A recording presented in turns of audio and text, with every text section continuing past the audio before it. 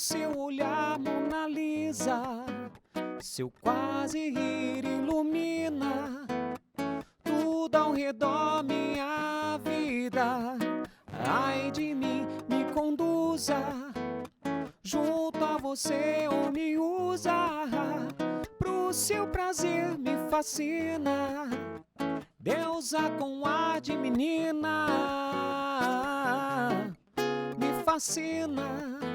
Deusa com ar de menina. Estamos de volta com Fusão Mix, esse programa de muito entretenimento. Daqui a pouquinho tem o Crush em Ação, se você não sabe o que é, daqui a pouquinho, tenho certeza que você vai gostar.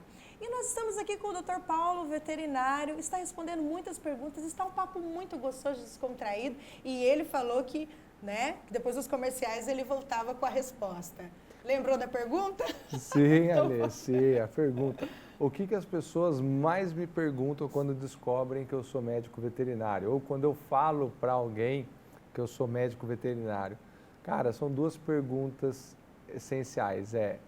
O que o meu bicho tem e o que eu dou para ele. Essas duas perguntas são perguntas que eu costumo passar para as pessoas a seguinte situação.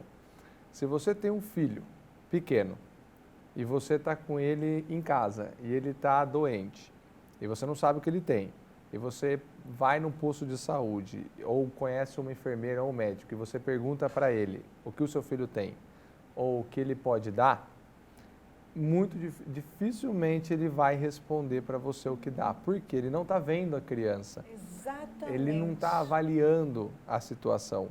Então, às vezes, na sua visão é uma coisa, na visão médica é outra coisa. Então, são duas perguntinhas que todo mundo faz. Mas por que eles fazem essa pergunta? Vou te responder. Eu quero saber. Sabe por quê? Por quê? Porque querem economizar com o médico. Ao invés de levar no médico e pagar uma consulta e fazer avaliação, exames, prefere economizar na consulta e gastar com tratamento. E já aconteceu de se automedicar? Olhou na internet? Muito. Google. Vou até falar de um caso recente que eu atendi. A cliente, a tutora, ela pesquisou no Google o que o animal dela tinha e o Google apareceu o câncer. Gente, e a cliente ficou extremamente desesperada. Imagina. Quando eu fui avaliar, não era câncer, era berne. Gente, olha isso. Que é uma coisa muito mais simples, muito mais tranquila de tratar e que o animal ia sobreviver e ia ficar muitos anos com ela. Com um bom profissional, né? Ou seja, o Google, ele é uma ferramenta hoje de pesquisa, de estudo que a gente tem que tomar muito cuidado, porque lá tem informações que são verídicas e tem informações que são falsas. Exatamente. Então, ninguém melhor do que um médico, do que um profissional capacitado para poder esclarecer suas dúvidas e fazer um bom diagnóstico. Até a Wikipédia, qualquer um pode editar, né? Então tem que tomar cuidado, né, sim, nessa questão. Sim.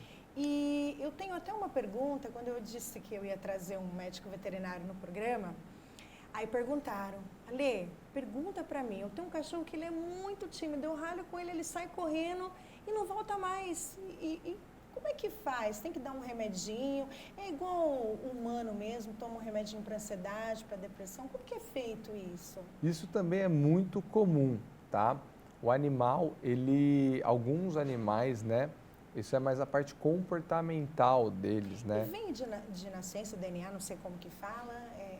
Pode vir da genética, né? Então, assim, ele ter o gene ali, aonde qualquer situação que ele se sinta acuado ou com medo, ou que ele não entenda a situação, ele vai correr, ele vai fugir, tá? Exatamente. Ou vem da forma de fora, então, ou seja, adquirida, ou ele sofreu alguma coisa, ou ele tomou um susto muito grande, e aí ele acaba pegando um trauma. E toda vez que ele vai se ver naquela situação, então, um exemplo, eu uso a focinheira somente para levar no veterinário e toda vez que ele vai no veterinário ele toma picada, ele toma injeção, ele sofre. Então, quando ele olha uma focinheira, ele vai associar a focinheira àquele sentimento ruim do veterinário.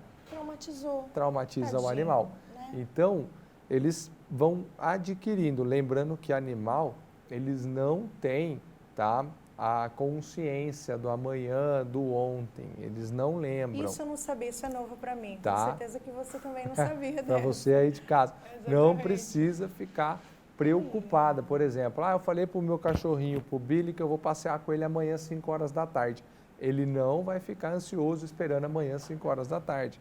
Se você sair da sua casa e der uma volta no quarteirão, e se você sair da sua casa e ficar um ano fora, para ele, para o Billy, é o mesmo tempo. É a mesma coisa. É a mesma coisa. E quando Então, ele quer sair, ele está acostumado a passear. Como que é isso, então, se ele não lembra? Como que seria isso? isso é comportamento. É o comportamento. Então, ele associou. Entendi. Todo dia naquele mesmo horário você passeia com ele. Então, todo dia naquele mesmo horário, ele já sabe, ele te vê, a sua postura, a sua energia de falar com ele, ele já entende, sua linguagem corporal, que ele vai ter um agrado. E isso deixa eles ansiosos e eufóricos. Aí eles ficam todos felizes, banam o rabinho para sair. É muito gostoso, né, gente, ter um animal em casa. E eles sugerem muito para quem sofre com depressão também, que hoje o nível de depressão é grotesco, né, no mundo todo, que é muito bom você acariciar o pelo do animal, você cuidar dele. E é isso mesmo? Sim, no caso de depressão, a gente chama de uma síndrome, né, que é síndrome de separação canina.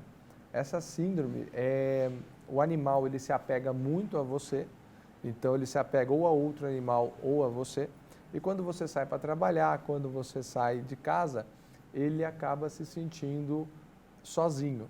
E aí ele vai ter alguns comportamentos estereotipados, tá? O que é isso? Ele vai fazer tipo xixi onde não é comum, ele vai defecar onde não é comum, ele vai destruir alguma coisa.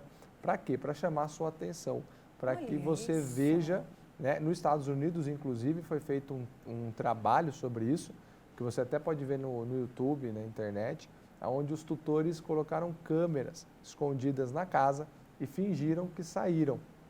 E aí, ao decorrer do tempo, o animal começou a apresentar esses comportamentos que não eram normais. Não eram normais, né? E chegaram nessa conclusão. Então, alguns animais vão apresentar, às vezes, vai chorar muito, outros vão ficar bravos, outros vão morder, outros vão fazer bagunça na casa, tá? Cada um, né, vai ter a sua reação. A sua reação. Porém, para tranquilizá-los, né, para ter isso, a automedicação, né, você citou, muito importante, as pessoas acabam automedicando os animais porque para elas é boa. Lembrando que a diferença de medicamento para veneno é a dose. Então, quando você vai automedicar o animal, porque você acha que ele está ansioso ou porque ele está com muito medo, numa dessa automedicação você pode até levar o animal a óbito, ele pode entrar aí em grandes complicações. Exatamente. Doutor Paulo, está uma delícia o nosso papo, tem muito mais pergunta. Não sai daí, daqui a pouquinho tem mais. A gente vai para os comerciais.